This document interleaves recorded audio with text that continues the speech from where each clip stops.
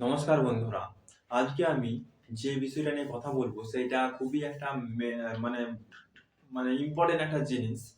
তোমরা এটাকে যদি আয়ত্ত করতে পারো তোমরা অনেক কিছুই শিখতে পারবে। ঠিক আছে? নিজের যে চরিত্র সেটা যদি একটু চেঞ্জ করতে পারো, ঠিক আছে, অবশ্যই তুমি অনেকটা ইমপ্রুভ হতে পারবে এই 21st সেঞ্চুরিতে। কি হচ্ছে না হচ্ছে বিহেভিয়ার স্কিলস। বিহেভিয়ার মানে কি? আচরণ। তোমার আচরণ কিরকম? তুমি ছাড়া তোমার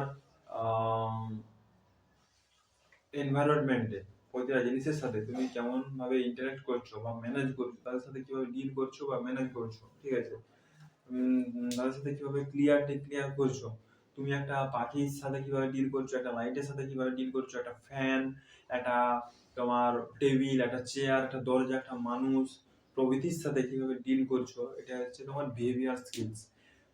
এই বিহেভিয়ার স্কিলসকে 6টি ভাগে ভাগ করা হয়েছে। 1 নম্বর হচ্ছে কমিউনিকেশন স্কিলস। কমিউনিকেশন স্কিলস মানে কি? কমিউনিকেশন স্কিলস মানে হচ্ছে যোগাযোগ। ঠিক আছে? মানে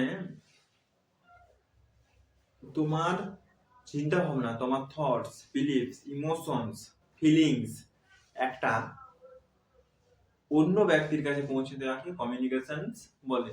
সেটা যে কোনো ভাষায় হতে পারে, সেটা যোগাযোগ ডিভাইসের মধ্যে হতে পারে, সেটা যে কোনো ভাষায় হতে পারে।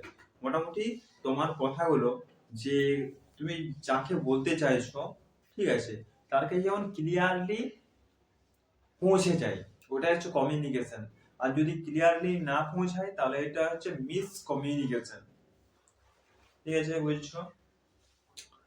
2 নম্বর হচ্ছে টাইম ম্যানেজমেন্ট। টাইম ম্যানেজমেন্ট কাকে বলে? টাইম ম্যানেজমেন্ট একটা স্কিলস যেটা তোমাদেরকে শিখতে হবে। সত্যি কথা বলতে টাইমকে কেউ কোনোদিন ম্যানেজ করতে পারেনি। টাইম কখনো কারো হাত ধরে চলে না। টাইম তার নিজের মতো করে চলে। আমরা কিছুই করতে পারবো না টাইমের সাথে। আমরা কি করতে পারি? আমাদের যে দৈনন্দিন কাজগুলো সেগুলো ম্যানেজ করতে পারি। ঠিক আছে? তাহলে সেগুলো ম্যানেজ করলে আমাদের টাইম ম্যানেজমেন্ট হবে। এর জন্য কি করতে হবে?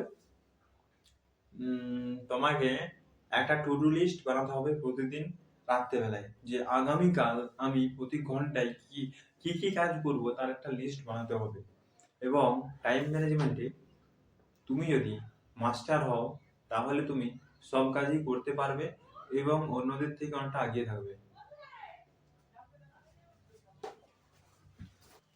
আর যেটা বলছিলাম যে টাইম ম্যানেজমেন্ট, ঠিক আছে, ওলা বললাম যে তোমাকে একটা টু ডু লিস্ট বানাতে হবে প্রতিদিন রাত্রেবেলায়, যে আগামীকাল আমি প্রতি ঘন্টায় কি কি কাজ করব তার একটা লিস্ট বানাতে হবে। এবং টাইম ম্যানেজমেন্টে তুমি যদি মাস্টার হও তাহলে তুমি সব কাজই করতে পারবে এবং অন্যদের থেকে অনেকটা এগিয়ে থাকবে। এটা হলো টাইম ম্যানেজমেন্ট। 3 নম্বর হচ্ছে কনফ্লিক্ট রিসলিউশন। এই কনফ্লিক্ট রিসলিউশন মানে কি? কনফ্লিক্ট মানে তোমার দুটো মানুষের মত মত দুটো মানুষের মত নিয়ে তারা একমত হতে পারছে না, তাদের মধ্যে কোনো কিছু নিয়ে ফাইট হচ্ছে বা যুদ্ধ হচ্ছে, তখন তাদের মধ্যে একটা কনফ্লিক্ট তৈরি হয়। তখন সেটাকে আমরা যেভাবে ম্যানেজ করি বা সলভ করি তখন সেটাকে কনফ্লিক্ট রিসলিউশন বলে। 4 নম্বর হচ্ছে ডিসিশন মেকিং। আমাদের বিভিন্ন ক্ষেত্রে প্রতিদিন প্রতিটা সময় আমাদের ডিসিশন নিতে হয়। ছোট বড় মাঝারি সব ধরনের ডিসিশন আমাদের নিতে হয় প্রতিটা মুহূর্তে।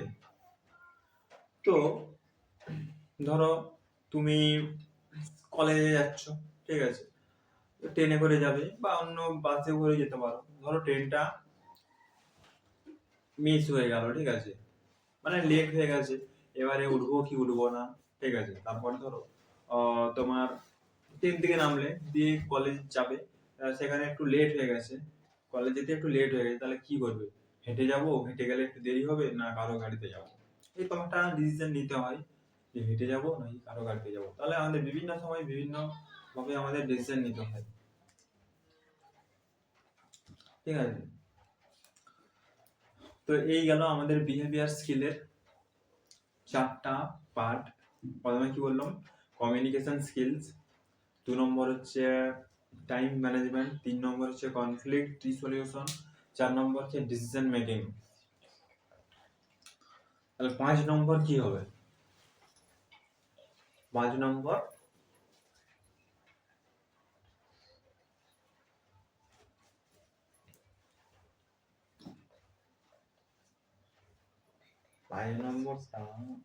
হ্যাঁ, সেলফ ইমপ্রুভমেন্ট।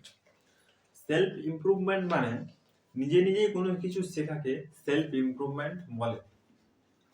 মানে ধরো তুমি এমএস ওয়ার্ড জানো না, কিন্তু তুমি এমএস ওয়ার্ড শিখতে চাও, তো তুমি কোথা থেকে শিখবে?